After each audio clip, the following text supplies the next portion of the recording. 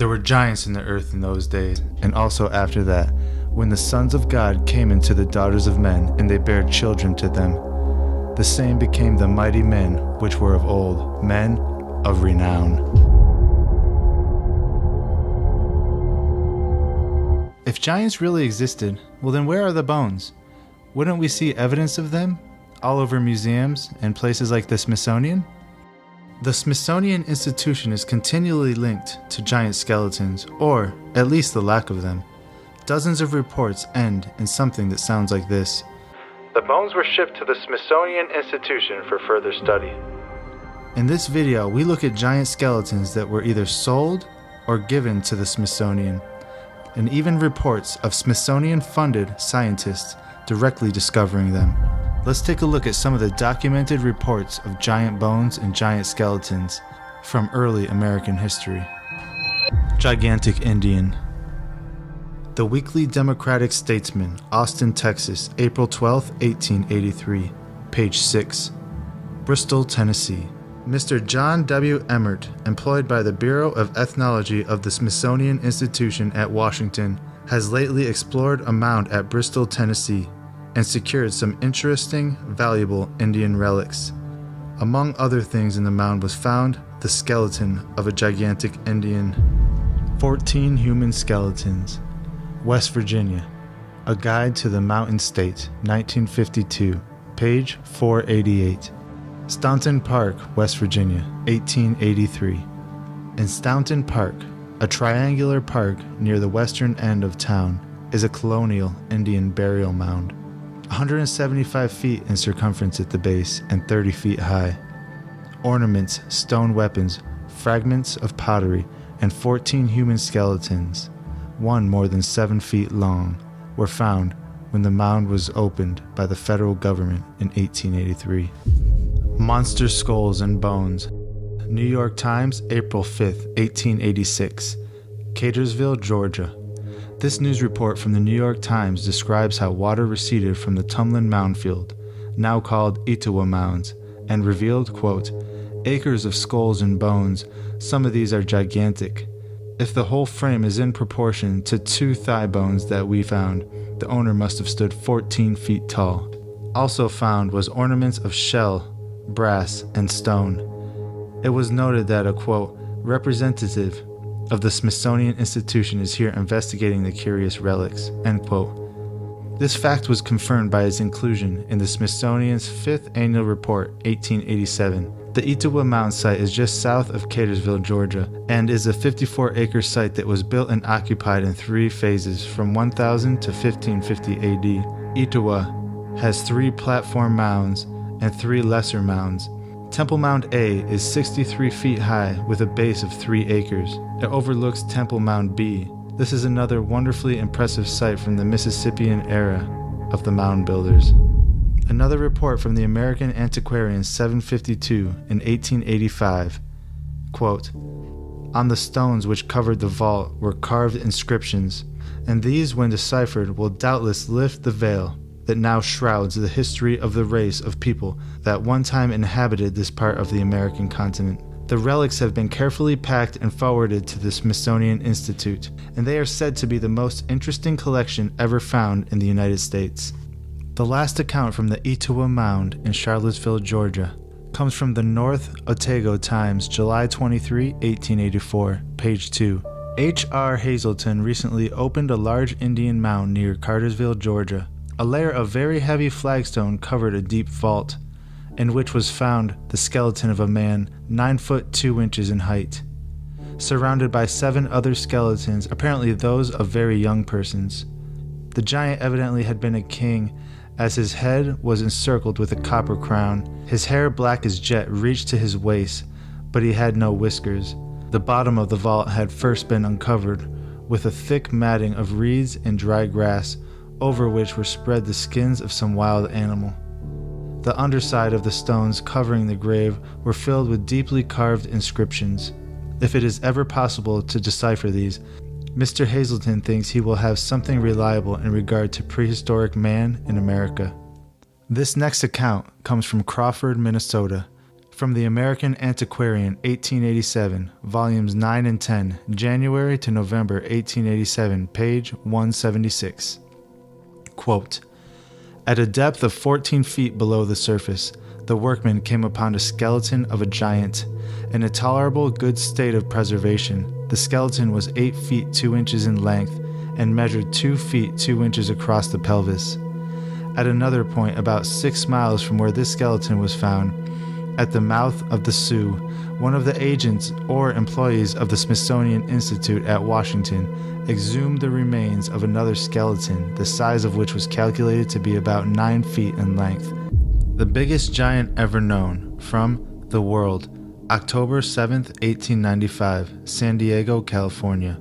Quote, the corpse of the biggest man that ever lived has been dug up near San Diego, California. At all events, there is no satisfactory record in ancient or modern history of any human being nearly so tall. The mummy for in such a condition the remains were found is that of a person who would have been about 9 feet high in life. This makes allowances for shrinkage, which may be pretty closely calculated. As to the accuracy in the estimate, there can be no question, as the cadaver has been carefully inspected and measured by Professor Thomas Wilson, curator of the Department of Prehistoric Anthropology in the Smithsonian Institution, and by other scientists. The tape line even now registers the length from heel to top of the head at 8 feet 4 inches. The body was found in a cave by a party of prospectors. Over the head are the remnants of a leather hood. The man was well advanced in years. It has been stated that the man must have surpassed in height any giant of whom there is historical record. End quote. This next one comes from the San Francisco Call, August 22, 1897. Bones of prehistoric man. Skeletons of giant found in rude sepulture on Pine Ridge. Quote, the discovery of the bones of a giant in a rudely excavated hole in a limestone rock on the western slope of Pine Ridge has aroused considerable interest among local anthropologists.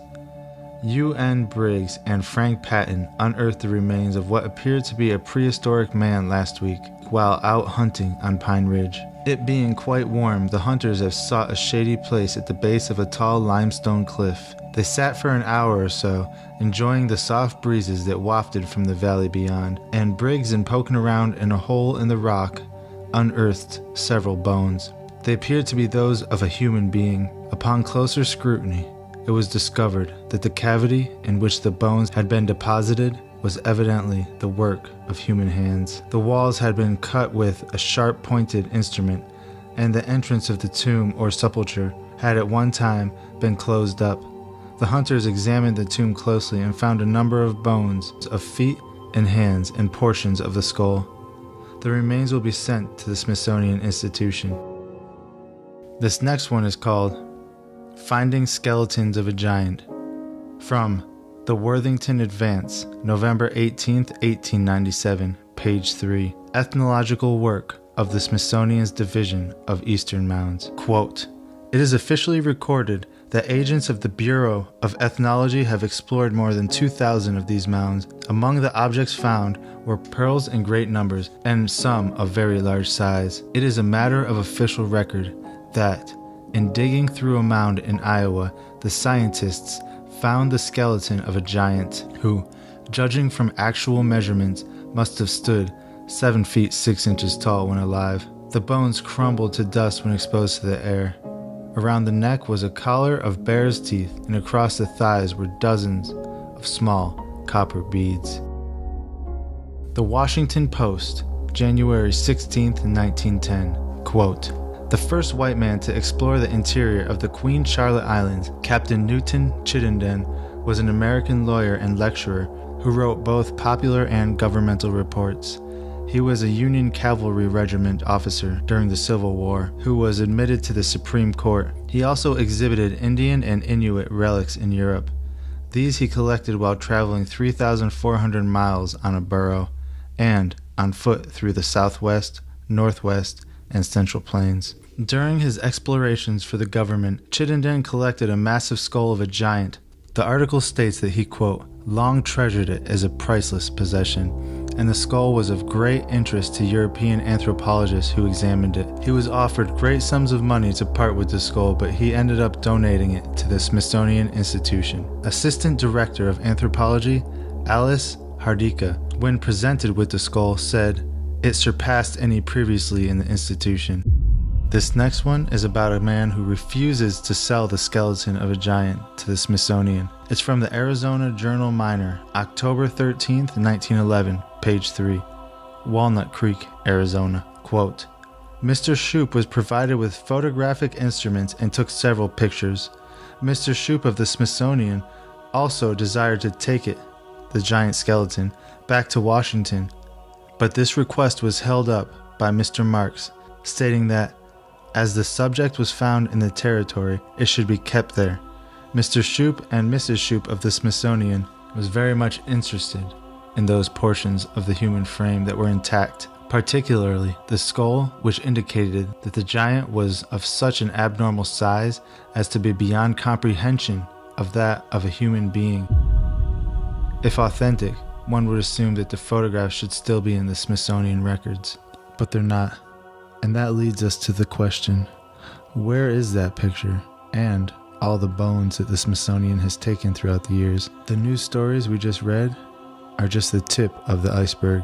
There's many more news articles that report giant bones being brought into the Smithsonian for review. However, the official record declares giants to be myth. So what's going on here? Is this a cover-up or something else? Thank you all for watching. God bless you all. I do have a website. It's called etporiginals.com or endtimesproductions.net. Also, go ahead and check out my Patreon. My Patreon is really keeping me afloat right now. It's keeping this channel going because we don't get any ads on any of our videos at the moment. Our Patreon page is Patreon/endtimesproductions.